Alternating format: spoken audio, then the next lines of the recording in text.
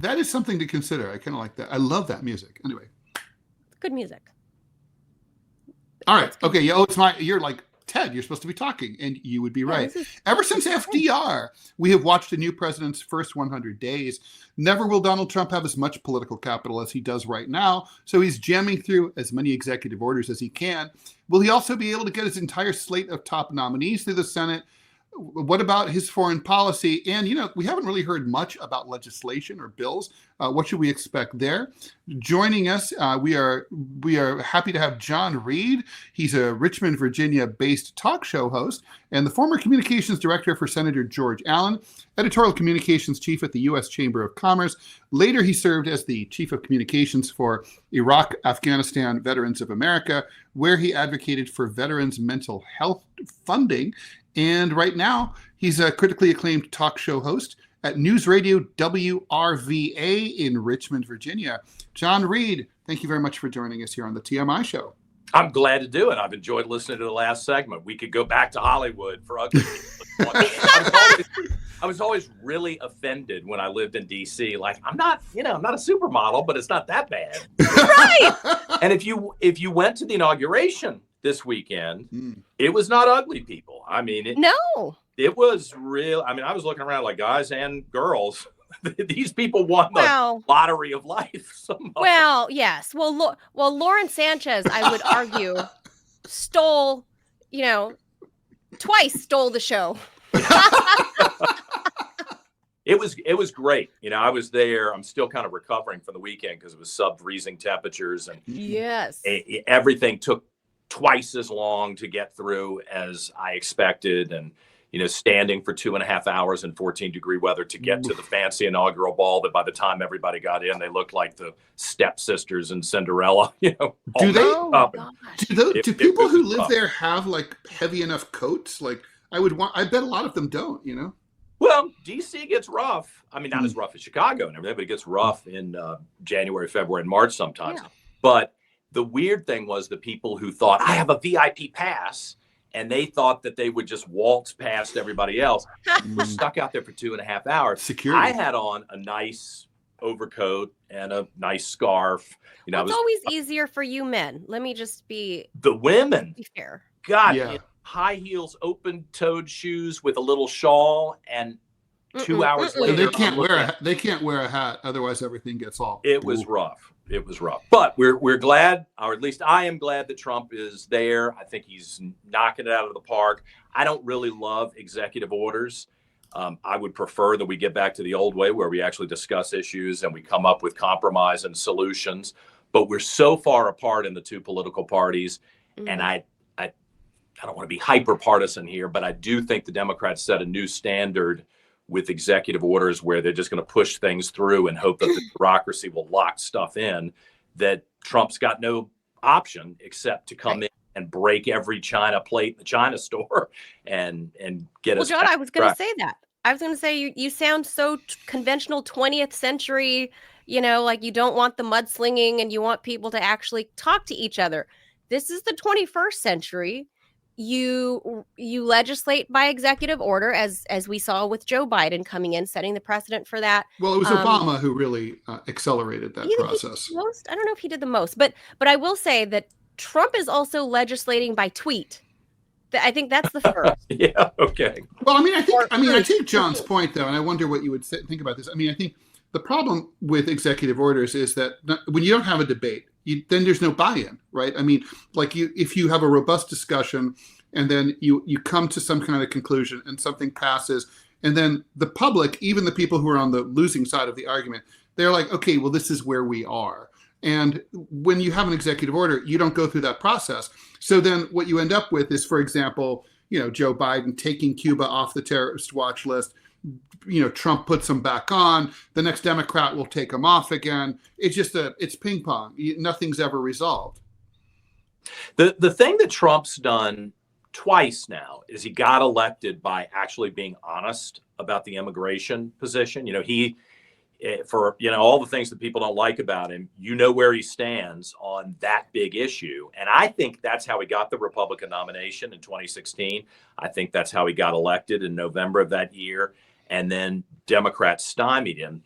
And after what we've seen with the Biden policies, I think that was the linchpin for his victory this time. So for him to come in and really push through a recalibration of our policies on that is important. And, when I worked in the Senate, which is truly, it's 20 years ago. I was there 2004, 2006, 2007.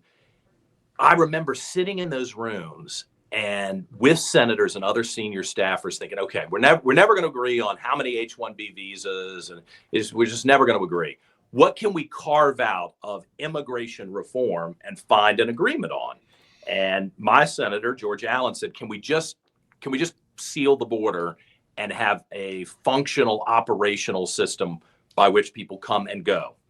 And they wouldn't even agree on that. I mean, it was unbelievable. That was 20 years ago. Imagine all the damage that's been done in the 20 years. So as much as I hate the executive order thing, something's got to lock this off so that we can get to a place where we make smart decisions about the second and third tier issues related to immigration and get the economy readjusted. Because right now you've got kind of a two-tier situation with people like me who are working, paying a fortune in taxes up at 4 o'clock in the morning. I mean, I'm not in a chicken factory plucking feathers or anything, but every time the alarm goes off at 3:45, I'm upset about it. Sure. And you have other people who are kind of being treated, and I use this word advisedly, almost like indentured servants, because they've got nowhere to go if somebody mistreats them. That's not right. So we've got to get this thing fixed. So, John, let me throw this out at you because you've been. It seems I don't want to use the word entrenched. That's not right. But you've worked around politicians here in D.C., locally in Richmond, for it seems like your whole adult life. So you have a good sense of the party, right? The GOP. Are their goals as a party, are they in line with Trump's MAGA vision, or is there a split? Because I feel like when Vivek Ramaswamy did his, Twitter screed about H-1B visas and cultural differences, that suddenly there was this big fraction that was now noticeable within the GOP. So is the party in alignment with Trump's vision, or has the party become the party of Trump? Yeah. I think I've got two answers to that. If these jerks would actually do what they say they're going to do when they run, then there would be total alignment.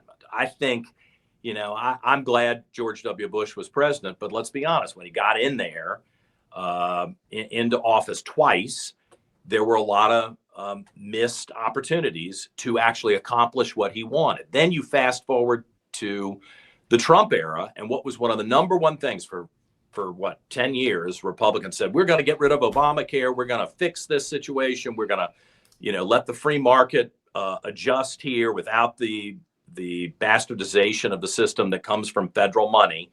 And then when push came to shove, they didn't do it.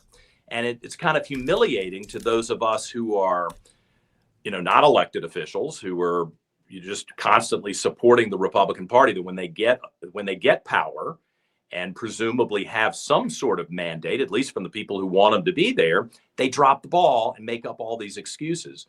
So I do think that if Trump and team follow through as they have so far in week one, not even, the first 5 days, that he's going to be in a good position and he will continue to maintain a lot of support. I mean, the second issue is that once you start dealing with the reality of how to execute on this stuff, you're going to have people peel away who are distressed about one issue or another. I mean, the H-1B visas, like I was saying, 20 years ago, that was a point of contention. And it didn't surprise me when that continued to be a point of contention. I don't know how that plays out. I personally think that we're probably going to need to siphon off the number of people who come into the country from outside, have our economy adjust again with real prices based on the actual workforce of America, and stop creating this kind of weird alternative economy that's out there. But that may be a hard sell too, because that's. But different. won't those probably two questions? I mean,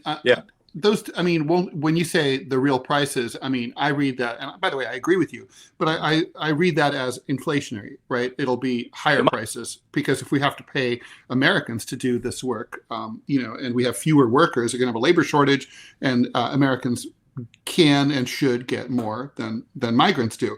And then the other question, maybe but inflation, I don't know inflation how helps bring down Biden, right? I mean, Trump's got to be afraid of inflation, and then he's got to be. And then the other thing is, what about our, the fact that our fertility crisis in this country, right? The fertility rate is between 1.67 and 1.7. You need about 2.1 just to keep population even. We should be more than that if we want to have a GDP that keeps going up. Short of miracles like a new internet or something, we don't have enough people here in the United States to do all the work. It's not. I never bought the whole idea like you can't get Americans to do these like manual jobs. I never believed that. You just have to pay them.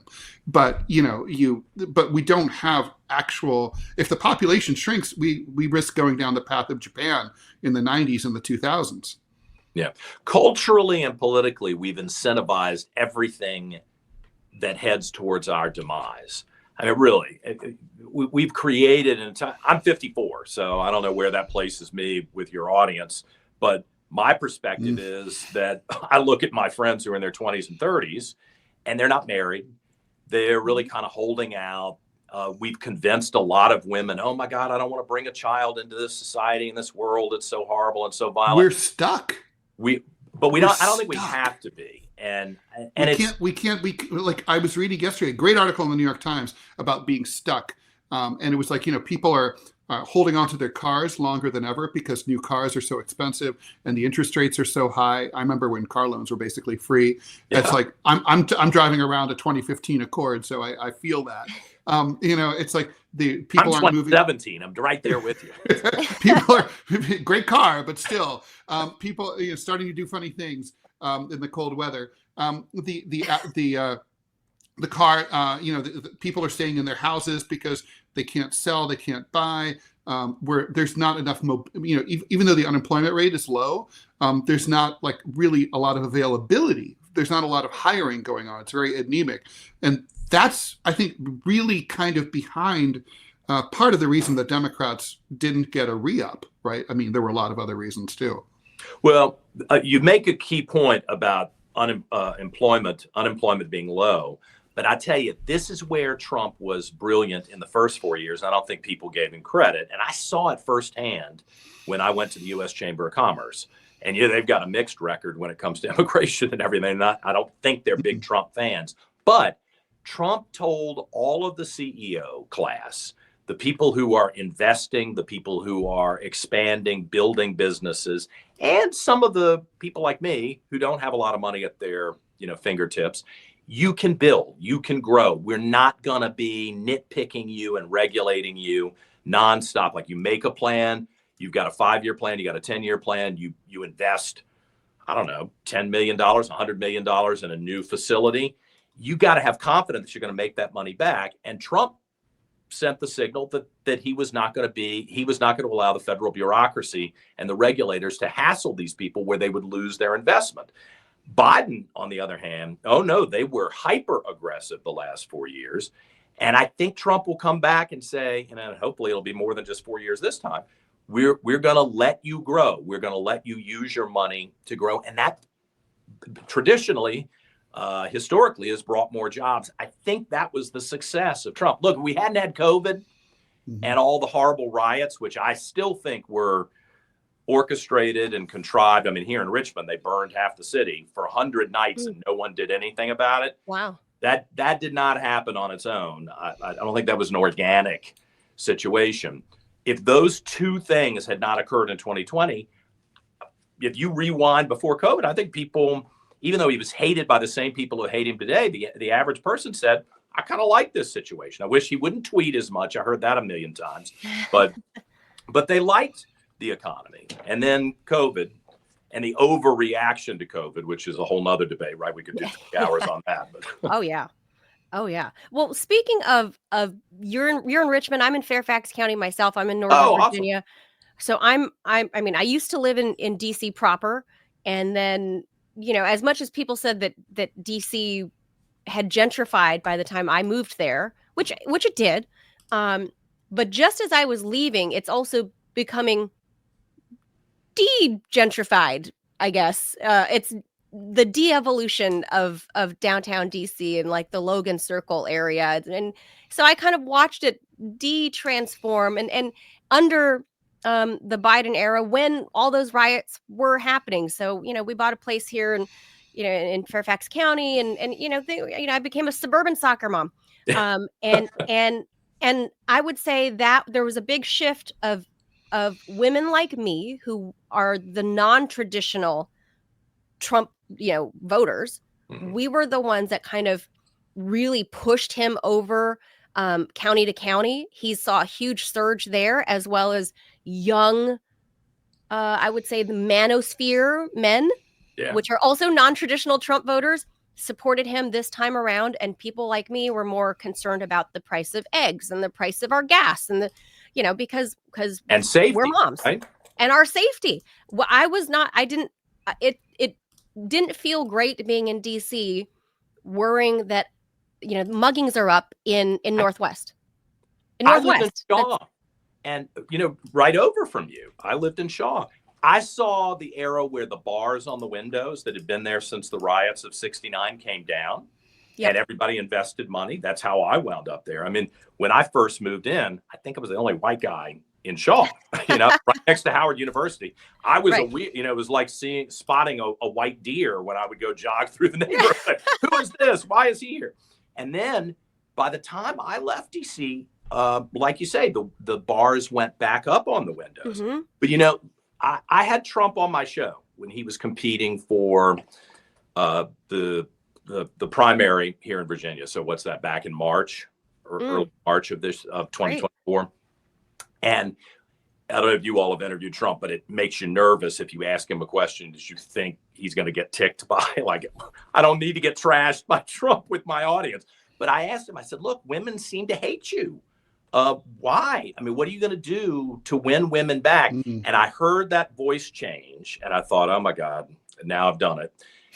and he gave me kind of not a blow off answer, but not a real answer, and pivoted, which was smart. But then about a minute later, he came back and said, hey, John Reid, you asked this question about women, and I want to tell you something. Women like me because I'm going to help keep them safe, and no one else is going to do it.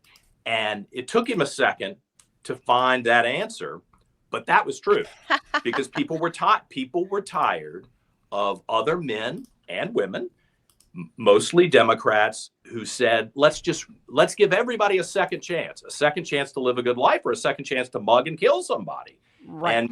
And that turned into a big issue in the campaign, and it was legitimate. That wasn't fabricated. It wasn't like, if you go back to the 80s where one incident turns into a big issue, but it really doesn't reflect the situation of the general population. And here in Richmond, we're dealing with the same thing. I moved to the suburbs, even though my partner really wanted to be, having a fun time in the city. I said, hell no, the taxes are going up and the crime in the city. Cost of living. Yeah. Cost of living has just stifled everybody downtown. So during COVID, I saw a mass outflux from downtown DC. Yeah. And of course, by then, we had already moved out here to Fairfax County, but by then people were kind of stuck, and then prices went through the roof and rates went through the roof, and nobody's moving. People want to, as you said, your partner wants to, but nobody's doing it because nobody can afford it. But can I bring you on this side of the Potomac River and talk a little more Virginia politics for the next few minutes that we have you? People were not galvanized prior to the Youngkin campaign. I would say nobody really paid attention to Virginia. No disrespect to Virginia. I'm a native Californian. People paid attention to who's the California governor because, it's the richest state in the union. People paid attention. But now suddenly with the Youngkin campaign, this last cycle in 21, people started paying attention to who's the governor of what state. And suddenly Youngkin, maybe it's because he's, 8 feet tall or something, people started looking. But now people are starting to pay attention to this state. And we have elections coming up in November. And first of all, can you explain why does this Commonwealth have a non back-to-back gubernatorial rule? That why can't you be governor for 2 terms back to back? Yeah, you can only serve one term, 1 4-year term, which throws everybody. I mean, the old mindset, and I still would like to think this is true, is that you campaign, you get elected. Of course, you've got a party affiliation, but then as a leader, you stop calculating every decision based on the next election. You know, you're not saying, all right, if I do this, then I buy these votes for the next 4 years, and then I can be governor for 12. Your goal is to come in and do the best job you can in the 4 years you've got, and you don't get a redo, even though like Terry McAuliffe just tried and Young can beat him. And if you do get a redo, it's a 4-year break. So you've got to really be focused on the job and do a good job without the political calculations. Now, does that work in practical life, in real life? We could probably argue that. Well, I like the fact that people aren't lying. But. No, I think you're right. I didn't know because I've only been in this state since 2017, so I wasn't welcome. Sure. Yeah. Well, thank you. Now it's going on 8 years before I knew it. In another 30, they'll give you your Virginia passport and they'll act like. I guess so. Well, if things keep fractioning, it might go back to North and South. Who knows? But with Virginia, during that time or leading up to Youngkin's win, there was a lot of controversy about, stuff, Mason-Dixon politics, right? Mason-Dixon line politics. And you're down there in Richmond. We saw during the BLM riots, people tearing down, statues that are, racist. Is that still a thing down in Richmond? All these name changes, we saw Trump, now renaming Mount McKinley because it's, it went to Denali a few years ago, I think under Obama, and now it's Mount McKinley again. Are we seeing a resurgence of any of that down in the state's capital in Richmond? Well, people still care about it. I'm a native Virginian. I was raised to have an appreciation for a lot of different perspectives. My partner is African-American, so I'm really not interested in refighting the Civil War. But I will tell you, the way that went down was wrong because it was a mob violence type action instead of a vote. I'm not going to vote to take down one of our major tourist attractions in Virginia that does tell the story. And it is an important story of the Civil War in America. And to your point, I'm really worried we're very close to that again. And I think we should study how did the best people in this country wind up killing each other, and the richest people in the country put themselves in a situation where they could lose everything they owned and everything they inherited and worked for and their lives. How did that happen in 1861? And what can we do to avoid having it happen now? And I think those statues that were torn down help tell the stories of those people and their time. But if we were going to take them down, at least we should have had a civilized vote and a process. I would have made my argument to keep them up, both from a money standpoint. It's not white or black, it's green. We want to make money off of it. But I also would have advocated that we tell the story. And the bad thing is we had a Democrat mayor who may be running for lieutenant governor this year. And I'm berserk about that. He just let the mob have their way. And then he broke the law and removed the statues. His own lawyer said, you're breaking the law. He didn't give a damn about it. And I resent that. I don't like that. And I will tell you, for the people who say, I don't care about Civil War statues, that's cool. That's fine. But be careful, because as Trump warned, the mob is coming for other people. And so maybe you don't like Thomas Jefferson. Maybe you don't like George Washington when those statues come down. But your father or your grandfather who fought in Vietnam, they're going to be the next targets. Because it's very easy to take any conflict and recalibrate who the good guys are and who the bad guys are. And the left is really good at that. So I'd warn us all, whether you agree with me or not, that we need to take a step back from this type of emotional manipulation and violence. And let's have a rational objective, and we can reevaluate the data in front of us and the stories in front of us. But I just don't think that was done the right way. Right. John, I agree with you about that. I mean, personally, I think the statues, I was for the statues coming down, but not the way that they did. I thought it's a slippery slope. I mean, also I was what changed it for me was that I thought they were from the Civil War, but they weren't. They went up later, and that for me changed a lot. But that's a whole different discussion. But let me ask. Let's get back to Trump. I think they're not authentic enough. But well, they happened at the same time. Like we just finished the World War II memorial, and so especially for a devastated society. I know you don't want to spend a lot of time. That's a good point, though. For a devastated society. That's a fair point about the World War II memorial. Although that's ridiculous that it took so long. Right. I don't think the Great War memorials took that long. I think after 1918 they went up pretty quickly. What I was going to say is that's just because America can't build anything anymore. Apparently, it just takes forever. What was? So zoning, Donald Ted. Trump Let me just say, is a new zoning president, and right? permits.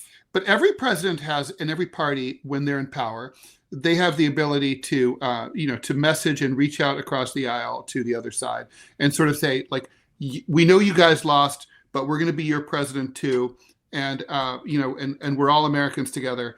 That hasn't seemed to. So far, we haven't seen much of that. The inauguration did not have any of the traditional reach across the aisle.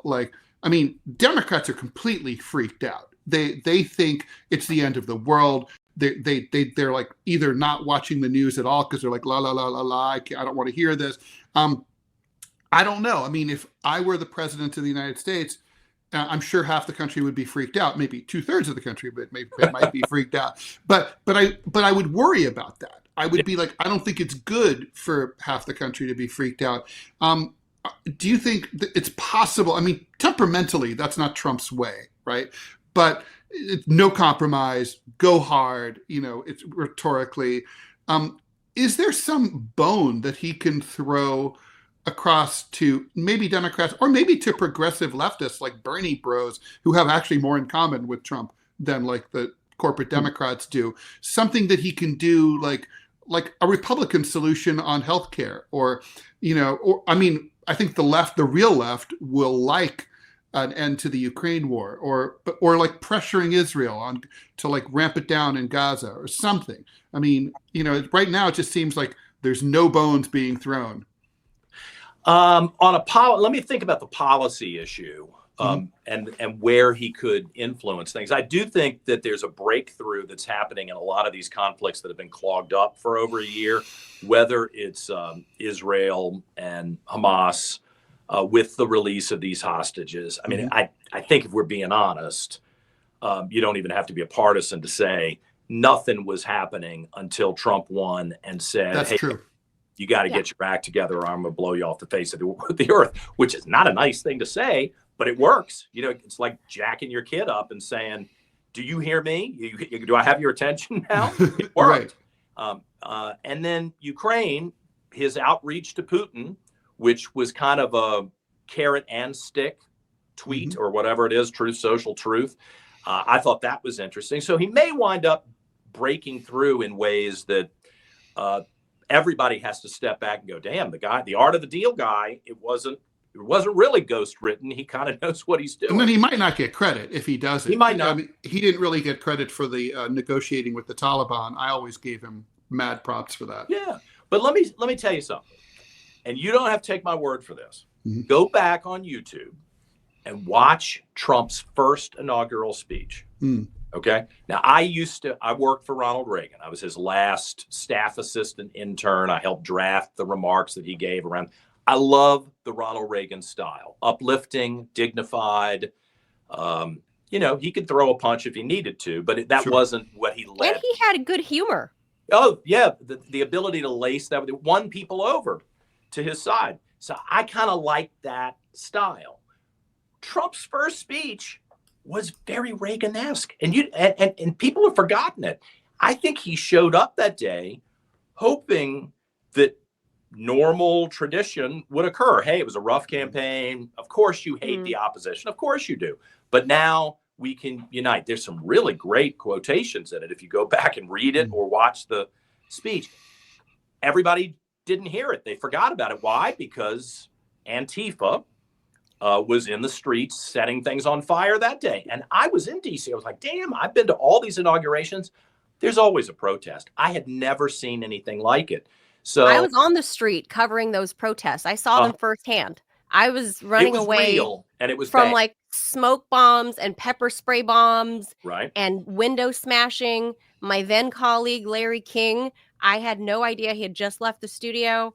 His limo got set on fire. They attacked Larry King, of all people. Like, Larry freaking King. Are you kidding? He's an American gem. And they attacked poor old Larry. I was somewhere else, but nearby. I didn't, or else I would have helped Larry. But to your point, I'd never seen an inauguration go down like that on the streets. It was bad. So what you got on Monday was, I think, a recalibration of the new reality. And it's crazy that the moment that Trump 8 years ago was trying to be so, I don't know that I want to say magnanimous, but at least uplifting, that was the reaction from the street, the Democrat street. And then I've been waiting for all hell to break loose, other than just the normal critics.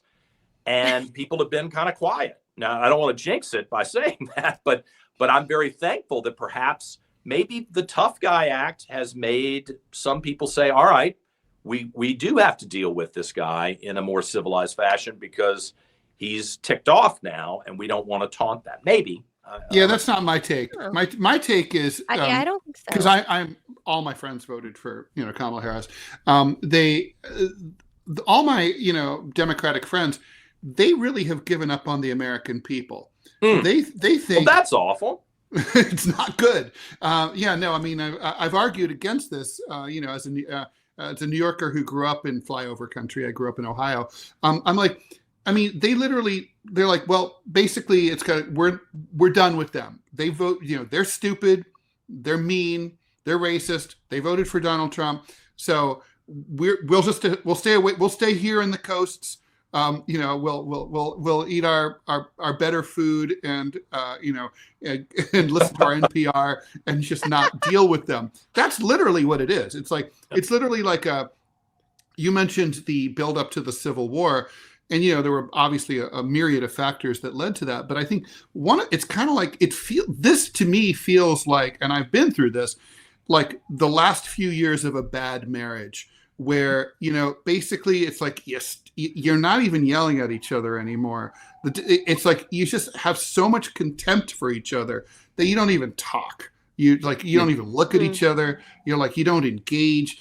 I mean, to me, it's scary when people give up and they stop yelling at each other. That's when you got to look out. And the Democrats they're not yelling anymore. They're not calling Trump people names anymore. But they're just Ted, done. There's a difference, and though, that's scary. There's a difference, guys, I would say, between the voters and the DNC, right? Oh, all the difference in the world. The DNC has not taken a look in the mirror. And all their acolytes like Rachel Maddow and all these, the Joy Reids of the world, of the media world, they're still carrying water for the failures of the party, whether it was the candidate or the platforms or whatever they don't it think is. they failed. They don't think they failed, but the voters, and I would agree, Ted, and all my friends back home in California, they just all kind of like, oh, Kamala, okay, I guess we have to vote for her then.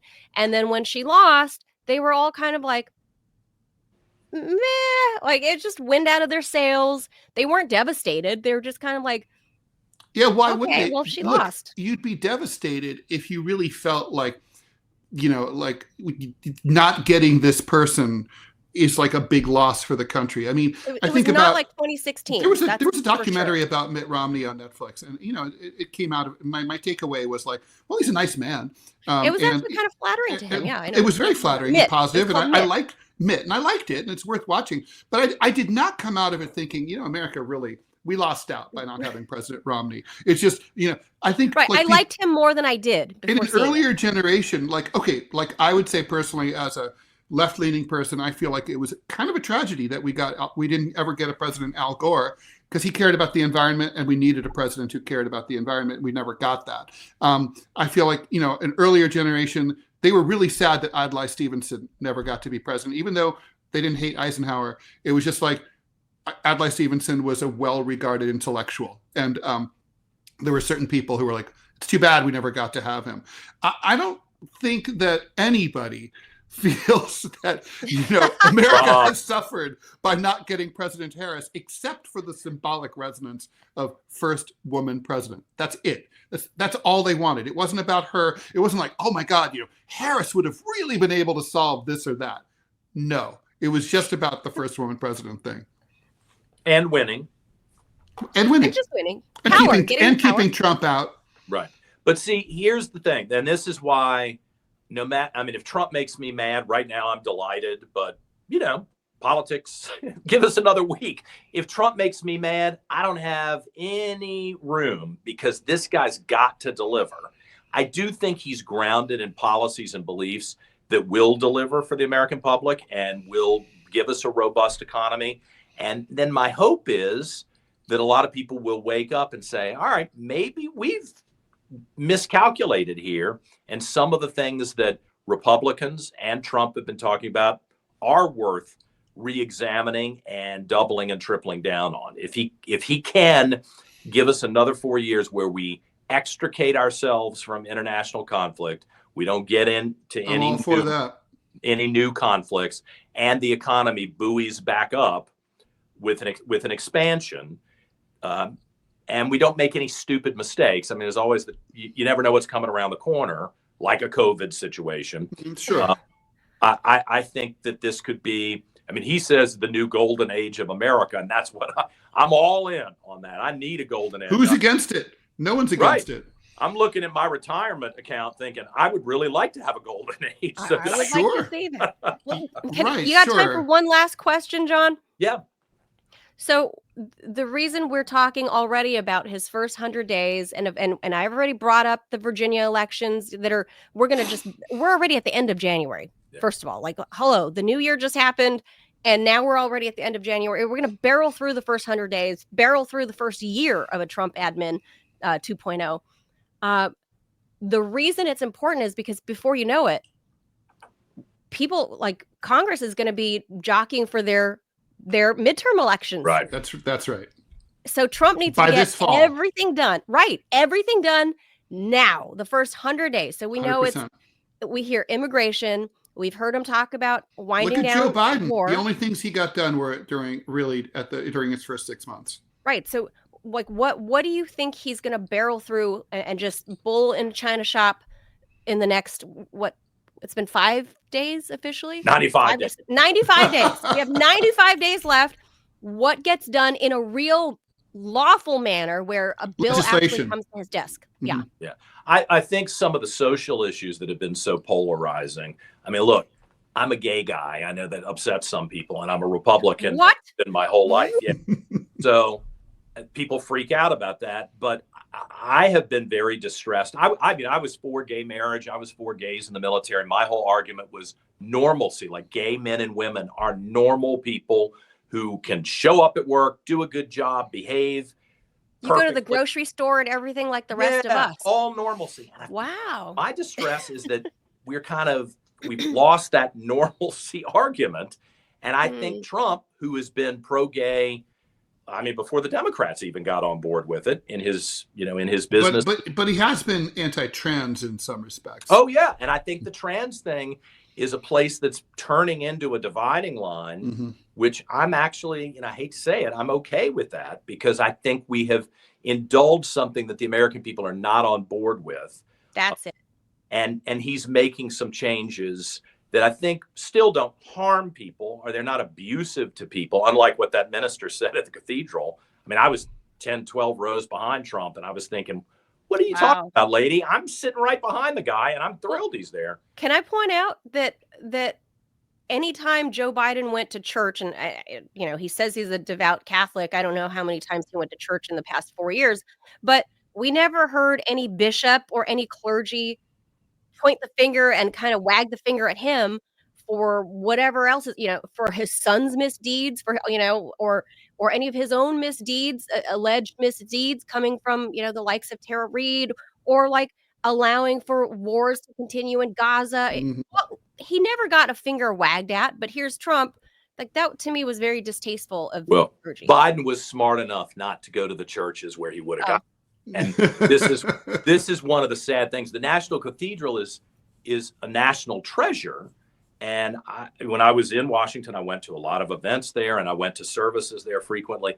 That was the bad thing, was I felt like it was such an opportunity to unite people that was missed because of a political agenda. Yeah. And I regret that happened. But I think the social issues, if he can carefully adjust things where we're not on the fringe anymore. I do think it was right to get rid of people in the military, I shouldn't say get rid of, dismiss people from the military who seem to be distracted by other issues, social issues, and let's just focus on being a defense system and one that will prevent aggression. I think that was responsible. I think a lot of Americans who have been disillusioned will say, all right, again, the normalcy thing, we're returning to a normalcy. And let's be honest, because I've lived around the world, normalcy in America is pretty damn good.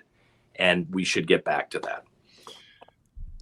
Do you think there's any chance that Republicans will ever do something about healthcare? We saw what happened after the shooting of Brian Thompson allegedly by Luigi Mangione. The American people are furious. It's bipartisan. But Democrats and Republicans both get sick. They both have terrible experiences with their insurers. They all pay these high medical bills. Is there Donald Trump promised to repeal and replace Obamacare with something better. The system's only gotten worse. They never came up with anything. Are we going to see anything like that in this term? I think it would be responsible to convene people to talk through where we are and what we adjust to. I would make the argument, I don't know how you all feel. I'm in a full-time job. I feel like I'm paying a fortune for my health care. Mm-hmm. And I guess if I have a heart attack today or I, get hit by a car in the parking lot, I think I'll get treated. But sure. My health care today versus 25, 30 years ago when I started working, I don't even go to the doctor anymore. It's like I can't get in. So right. I think the average person who's working their butt off to try to make it in America. Yeah, we're not even talking about poor people here. Yeah. Right? People are dissatisfied. And so where we were when we first entered into this debate through Obamacare to today, I think we got to reevaluate that. They're smart, thoughtful people who are committed to, I think, free market responses and solutions that could offer some solutions. I think we'll bankrupt ourselves if technically, should we all acknowledge we're bankrupt? I think we are bankrupt, and we are bankrupt, but we have a great line of credit. Yeah.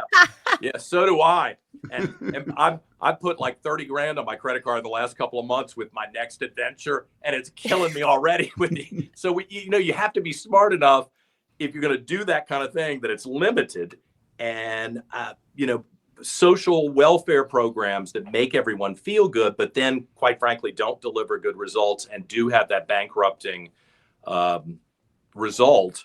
That's just got to be addressed. So maybe that's day 101 that he starts to address that. Yeah, because before you know it, no one's going to be paying attention to it would be a game Trump changer. Anymore. Yeah. Their Capitol Hill is going to shift attention to them and their campaigns, and they're going to punt on whatever and the odds priorities are. Usually in the midterm elections, the party out of power picks up seats. So, yeah, I don't think that's going to happen this time. If he delivers, it might not. If he delivers, it doesn't always happen.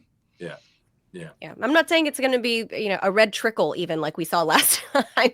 The supposed red wave became a red trickle, but it's still, I think they're going to retain power this time. So I think we're divided, Trump is going to, and I think Donald Trump is Donald Trump. He's not going to change. But those of us who are in the orbit, I think we have an obligation to try to be reasonable and thoughtful and engage in some outreach to people who have normally not liked us. People who've written off Republicans. That's what I've been telling people, is that's one reason that I'm looking at entering into the political fray, because I hear a lot of people who are mad. I'm mad too, but you got to try to get the next door neighbor who you haven't spoken to in 6 or 7 years.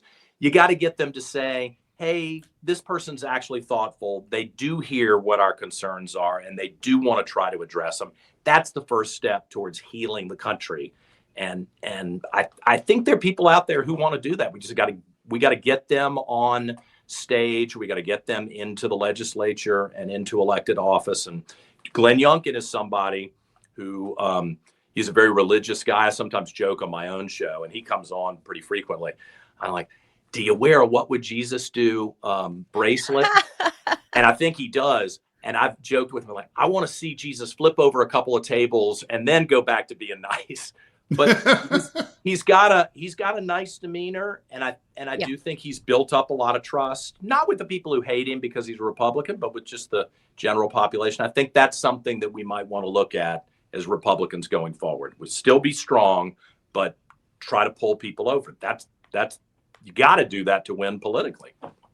Yeah, that's a really nice message. We'll leave that there because I like ending on a happy note, because Me too. when you hear Republicans not sounding, like a soundbite that Joy Reid would put on her show, that's a good thing, I think.